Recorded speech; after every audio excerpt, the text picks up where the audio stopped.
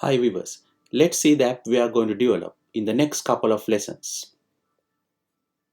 The app is connected to the Firebase database, right? And you will see there's a main menu where you got employee options and listing all employees. This table view controller we have put here, right? And when you click on employee details, you will be taken to a page where you can add, insert, search, delete employee data, right? So let us say in this Firebase database, you can see in the background, let's say I want to search for records and delete them, right? So let's say I select one and search. You can see it loads the data from the database.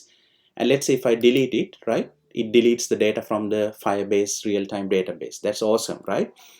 So let's start. Let's say if you want to insert a new record, right? So you can say employee number one, let's say Anne, right? And let's say a salary of 50,000, right? And let's say Anne is from Melbourne, right? Awesome, right? If you click save, you can see it real time updates a Firebase database. That's wonderful, right? That's about search and delete. And let's say if you want to change the salary of J, right? So you say you can search for J first using the app, right? Let's say you search and it says salary of J is 30,000. Let's say you want to make it to 40,000, right? Let's say you're going to make it, change it to 40,000 and just click save, right? You will see that it gets updated in the real-time database. That's awesome. That's wonderful. So save, delete, search functions are working. Not only that, you can just go and change a few stuff. Let's see. Awesome. So then once you are done with that, you can swipe it and list all the employees, right? That's another feature of the app we are going to develop. So you can see the data. Say, let's say you got 1, 2, 4, right? So let's say see one Peter, Anne, and Jay is there. Let's swipe this down and let's insert a new record, right? Let's say we insert record number 3. Let's put some sample data here. Okay, so let's save the data for Frank, right? Awesome. And now if you swipe down and if you go and check the list of employees, you can see Frank is there. That's an awesome feature of this app, right? And there's another nice thing of this app, right? Another awesome feature. So if multiple users, just assume if multiple users are viewing this app, right? The app you are going to develop has real-time synchronization features, right? Just assume these are two users using the app, right? And if one user add a new employee, let us say a new employee record, let's go to the bottom, say employee record 5, let me put the data first. So just assume if one user save, see what will happen to the other user phone, right? So if I click save Mary's details, awesome. See, the database got updated and on real-time synchronization, the next user will see the data being inserted, right? So that is an awesome feature of this app you are going to develop. But it's very important that you have to make sure to look at the next couple of lectures in Firebase database programming, that is part 2, part 3, until we complete this app. It explains all the theory and the practical knowledge which you need to know about developing this app, right? Okay friends, we are very excited to show you how to develop this app practically, and let's do it now. Okay viewers, so the following is the outcome of this part of the lesson. When you complete this part of the lesson, your app will look like this until you complete the other parts of the lesson. So you'll be able to search for data, right, from your real-time database, right? So let's say you search for employee number 2, right? Search, awesome, it gives you the data.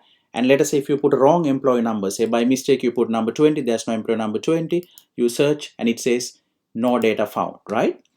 But after you complete this lesson, make sure to go and look at the next lesson in order to complete the full app demonstrated earlier, right? Let's see how to do it now. Hi viewers, so this lesson is Firebase database programming part 5, and we are very excited to take you into this lesson. Let's go and see what's inside this. Tools used: Xcode version 11.4.1, Apple Developer Docs for referencing. Prerequisite: you have to look at the following previous lessons on Firebase table views in this series, especially Firebase database programming part 1, 2, 3, 4, and table view static, because this lesson is a continuation of the previous Firebase database lessons, right? So look at some of the basic lessons. In this session, you will be searching data and updating data in the Firebase real-time database, and we'll discuss more about Firebase real-time API classes. Lesson plan is practical demonstrations. Okay viewers, let's go and do it now. So in the previous lesson, so it's a continuation of the previous lesson. So I'm reminding you once again, please look at the previous lesson and get that code and continue this, right? So in the previous lesson, we have completed the save button and the delete button, right? So now we are going to do the search and the update, right? Awesome. So then to start with, we will be looking at the same developer docs, right? Reading and writing data, right? And when you scroll to that section, you will see uh, after it's inserting data, it says listen for value events, right?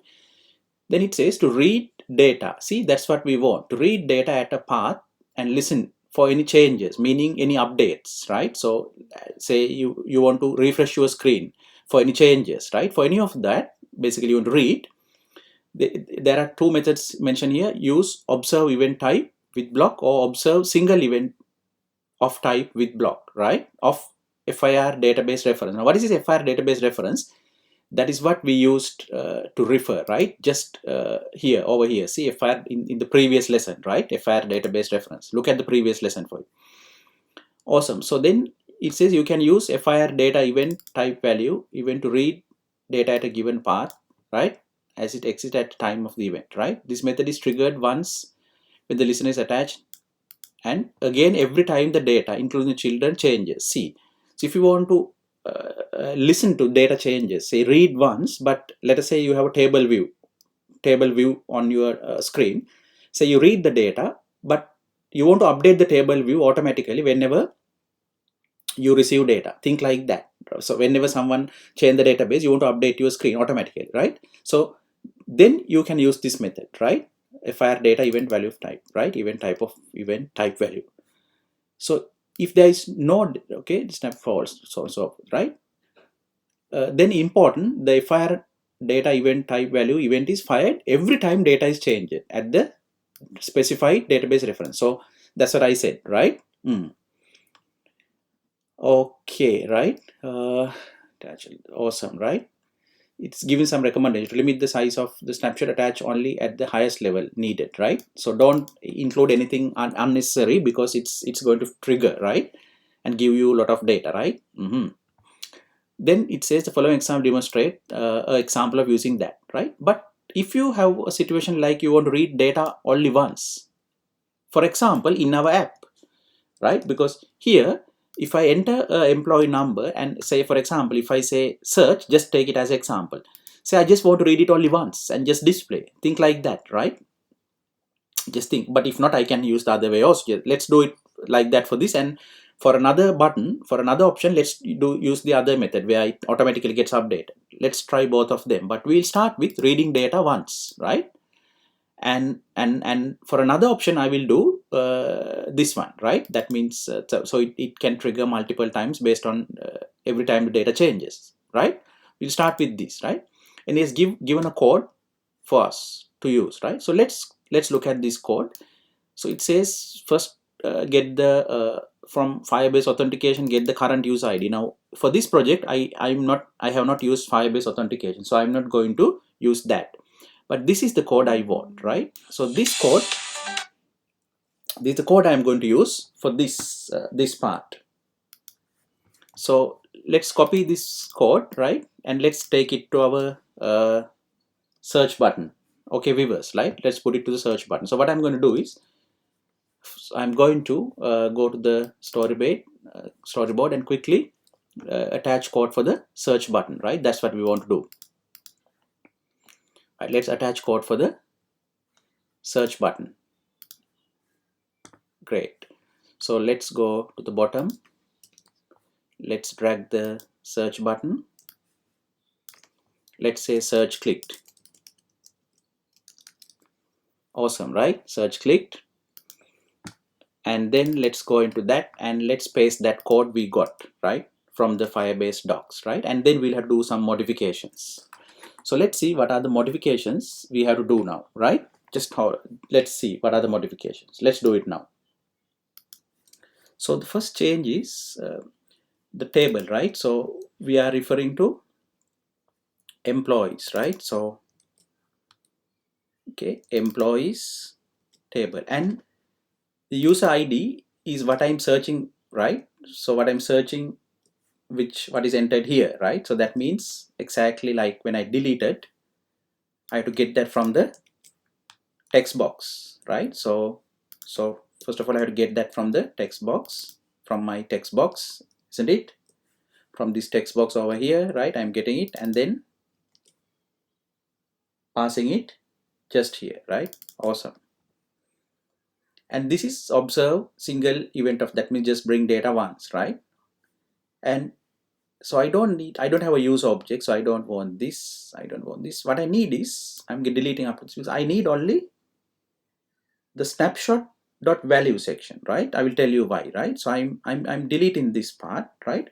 Because once you receive the data, you will read the data through this snapshot parameter, right? That's what we are going to do, right? We'll be using the snapshot parameter to read the data, right?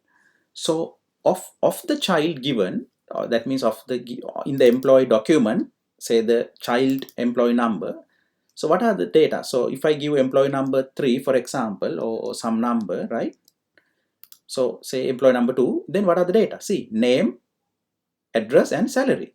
Name, address, and so I can refer to the data using the snapshot, right? So I can say, okay, give me the name of the received data, right? Give me the name of the received data, right? And then I will store it in a variable, right? Or I can straight away put it into the text box, right? Let us say after reading, I want to display it in the text box name, right? So text box name dot value, right? So I'm going to assign that. Give me a sec. So I have to refer. Let's say let's put it first, right? Let's do it and see what's happening, right? So let's say I refer not to the value, it's the text property, right? So the text property, let's say I refer to that, right? So I'm getting the name, right? And when I deleted earlier, I have left one extra square bracket. I had removed because extra, right? Awesome. Now it gives a warning and says block implicitly retains self, explicitly mention self to indicate this is the intent. That means when you are writing this method, can you see this special symbol? So if you look at our previous lessons on blocks in this series, you will know this is a block. So if you don't know what's a block, look at our previous lesson. Block is like a method. It's a small piece of code. So the warning says the block implicitly retains self. So if I really mean it, it says add it. So basically, even if I add it, let us say if I say fix, not a big problem, because what I'm telling is self means in the current object, refer to the text box and assign get the text property and assign this, right? Awesome. So this way it will read the data received from the snapshot and put it. So I'm going to do the same thing for the next two fields as well. Okay, so I just copied that line and added the salary and the address as well, right? Awesome. Let's run and see whether this is going to work, and then let's discuss further, right? Okay, so let's run this. Let's click run and let's see whether the search is going to give us what we want, right? Okay, let's see. Okay, so let's enter say number 2, for example, and let's do a search, right? Okay, so you can see I'm getting a runtime exception. Let's see what this runtime exception is, right? So let's go to the top and let's see what this is, right? Let's see what it is. So it says unrecognized selector sent to instance, right? Reason NCF number, right? Range of character from set. Let's see what this is. Let's dig into this.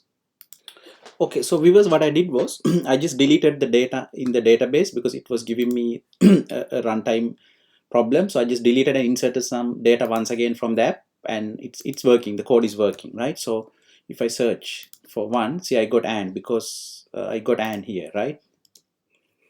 And if I clear and if I search for number 2 and search, see John, right? It's working. Awesome, right? So that is the search code, right? And let's see what's next. And one more important thing, what I would like to do is to put exception handling for the search as well. So I would like to put try catch block, right? And let me put that into that.